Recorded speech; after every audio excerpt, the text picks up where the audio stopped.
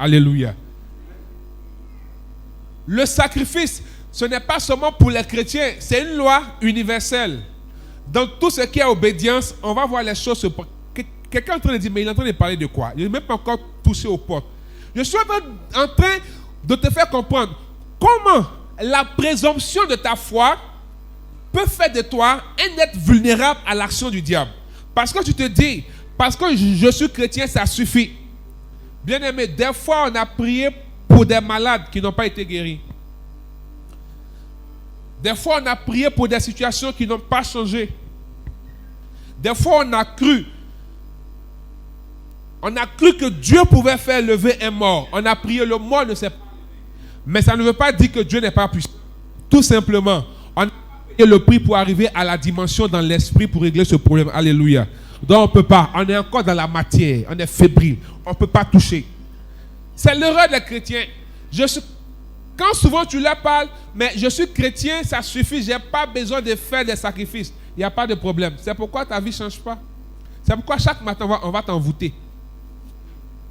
C'est pourquoi la nuit, on peut prendre ton dos pour préparer. C'est pourquoi la nuit, on peut t'utiliser pour cheval. C'est pourquoi la nuit, que tu dors, on te prend pour faire pilote d'avion. Toi, dans ta vie naturelle, tu n'as jamais boxé, mais tu es pilote la nuit. Pourquoi? Parce que ton esprit n'est pas fort. Quand ton esprit n'est pas fort, les forces invisibles peuvent travailler, manipuler, faire ce qu'ils veulent avec toi. Mais quand ton esprit est fort, parce qu'il s'élève dans l'esprit, parce qu'il est connecté, je vais utiliser même des termes que eux ils emploient. Il est connecté à la transcendance. Parce que transcender, c'est aller au-delà de ce qui existe. Tu es connecté au divin. Parce qu'il y a l'invisible divin et il y a l'invisible satanique. Mais toi, tu es connecté à l'invisible divin. Oh, c'est l'invisible divin qui est la source de l'univers. Donc toi, tu peux voir un démon qui marche là. Tu peux voir quelqu'un. Comment vous pouvez voir que quelqu'un peut venir communier à la table du Seigneur avec ses fesses? Souvent, certains ne le voient pas. Il communie tous les jours, il s'en va. Mais quand il fait sur quelqu'un d'autre, lui, il le voit et puis il le gifle. Pour les autres, on l'a giflé. Mais en fait, pour ceux qui sont dans le règne de l'esprit, c'est une bonne fessée qu'on lui a donnée. Alléluia. Pourquoi? Parce que là, c'est le règne de l'esprit. La personne est venue en marchant sur sa tête pour venir à la table sainte. Mais si tu n'es pas dans l'esprit, tu vas voir que c'est tête, c'est fesses. Mais quelqu'un qui est dans l'esprit va voir que ses fesses, c'est pas tête. Donc lui, il ne donne pas la communion, il gifle ça. Donc, aux yeux de tous, il a giflé. Mais aux yeux de ceux qui voient, il a donné une fessée. Alléluia. Alléluia. Bien-aimés frères et sœurs, si nous ne voulons pas être victimes des actions du diable, il faut que nous soyons capables d'être élevés dans l'esprit en Christ. Or, pour être élevé dans l'esprit en tant que chrétien, il faut que Christ grandisse en toi. C'est pourquoi Jésus dit, Satan n'a rien trouvé de lui. Tant qu'il y a quelque chose qui appartient au diable dans ta vie, il y a toujours pour t'atteindre. C'est pourquoi, même si on dit le saint pêche 7 fois, c'est pourquoi le saint qui pêche 7 fois, il a toujours le souci de revenir à Dieu, d'être reconnecté à Dieu par le regret, par la repentance vraie et totale, par la discipline de vie et par la vie de prière, pour que l'esprit puisse le remplir, pour qu'il n'y ait pas de porte d'accès. Les gens sont capables de nous envoûter. Les gens sont capables de retourner le cœur des uns et des autres contre vous. Je l'ai dit, on peut retourner le cœur de ton mari contre toi. On peut retourner le cœur de ta femme comme toi. On peut retourner le cœur de ton patron contre toi. Ton patron qui t'aimait, qui te comprenait, aujourd'hui, quand tu te vois, c'est comme si il y avait une odeur sale sur toi. Tu es répugnant pour lui. Parce que tout simplement, spirituellement, quelqu'un qui a plus de pouvoir, qui a un esprit aiguisé dans l'invisible, a été capable d'influencer son cœur et de retourner son cœur. Donc en fait, c'est te fait du mal. Ton patron devient un avatar de Satan. Satan l'utilise pour avoir accès à toi et pour te détruire. Donc souvent tu en veux à ton patron, mais c'est quelqu'un qui a retourné son cœur spirituellement. Souvent tu es là, on te donne cocotta. Tu as migraine un coup comme ça, tu bois paracétamol quand ça n'enlève rien. Doliprane, ça doliprane pas. Efferalgan, c'est pas effervescent dans ton corps. Ça n'apporte rien. Parce que chaque soir, quelqu'un te donne cocotta. Tu ne le vois pas.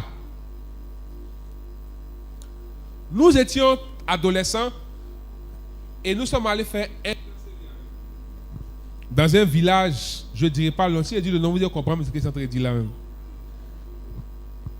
Dans le village, là, la nuit, on fait un feu de camp, on est là, ambiance. Tu es en train de taper tam-tam warrior. En fait, tu vois personne, mais on a attrapé tes mains. Tu ne vois pas quelqu'un, mais on a attrapé tes mains. Quelqu'un assis là-bas, il dit, mais toi qui t'as giflé. Donc, du genre, tu penses que c'est lui qui est à côté de toi qui t'a giflé. Oh, c'est pas lui. Parce qu'on voit personne. Donc, en fait, les gens jouaient avec nous. Nous étions leur amusement. Parce qu'on n'est pas fort dans l'esprit, on n'était pas élevé. Un jeune frère qui a failli se faire noyer. On dit on ne se baigne pas. Forcément, il va aller se baigner. Il était dans l'eau. Il était seul dans l'eau. Mais il se débat. Il crie au secours en main noire. Il n'est même pas loin. Il n'est pas loin pour dire non, son pied. C'est une partie où l'eau arrive ici. Mais quand il se met dans l'eau, quelqu'un vient appuyer sa tête. Qui appuie sa tête? Nous, on pensait que c'était amusement. Hein. Parce que, bon, on est entre nous, on peut jouer. Mais le temps de mourir, vrai, quelqu'un appuie sa tête. Bon, nous, on est quitté là, on a joué, dit, non, ceux-là, ils sont sorciers. On n'a pas terminé le camp, on est rentré à Abidjan. Hein? Non. Mais c'est après, dans la connaissance des choses spirituelles, j'ai compris que les gars là s'amusaient avec nous en fait. Ils voulaient voir. En fait, ils ont vu que moi, cher, on peut rien créer. Donc ils ne peuvent même pas perdre leur temps sur nous pour nous créer problème. Ils vont jouer un peu à nous emmerder. C'était tout. Alléluia. Deuxième exemple. Une dame qui est une grande danseuse du village au sud-est de la Côte d'Ivoire. Ceux qui sont de la région savent qu'il y a quelque chose qu'on appelle maintenant Aïe ou bien Ampadou, qui sont des danses traditionnelles dans la région. Donc elle sait très bien danser. Donc ce sont des gens qu'on loue surtout pour les funérailles, pour venir faire l'ambiance, danser. Donc pendant le funérail, elle dansait un coup, elle est tombée, elle a commencé à mourir. Quelqu'un, il allait parler à un vieux pour lui dire, mais qu'est-ce que tu es en train de faire? Le vieux a dit, mais rien fait, je voulais juste m'amuser un peu. Alléluia. Mais lui qui allait parler au vieux, il a vu. Mais personne n'a vu. Et pour lui, il testait juste pour voir. Elle pèse combien? Kilos de viande. C'est pas sa chair, c'est pas son corps. Le poids spirituel, c'est pas ça. Il faut avoir plaquette de chocolat. Il faut être bon. Il faut avoir biceps. On s'en fout de ça dans le spirituel. Il faut être à poutou. Il faut faire 200 kilos sur la balance. On s'en fout de ça dans le spirituel. Ton esprit pèse combien? C'est de l'esprit on parle. C'est parce que ton esprit ne pèse pas qu'ils peuvent te toucher, qu'ils peuvent t'avoir, parce que tu es faible. Tu ne pries pas. C'est la prière qui nourrit l'esprit. La parole nourrit l'âme. Une personne qui ne prie pas. C'est pourquoi vous allez remarquer que aucune personne n'occupe un poste sans sécurité spirituelle. Remarquez bien. Quand quelqu'un a un poste, qu'il soit chef du village, qu'il soit chef de terre, qu'il soit roi, qu'il soit ministre, qu'il soit même PDG, il sait que s'il n'a pas une assise dans l'esprit, on va s'amuser lui, on peut finir lui. Donc s'il n'est pas chrétien, il ira chercher une force spirituelle ailleurs. S'il est chrétien, il fait son affaire de Dieu au sérieux.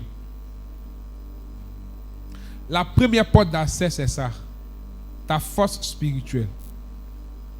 Beaucoup de chrétiens n'ont aucune force spirituelle. Ils ne prient pas. Ils ne jeûnent pas. Le carême a commencé ici et demande combien on jeûne ici. Il ne veut même pas demander, parce qu'il risque d'avoir honte ici.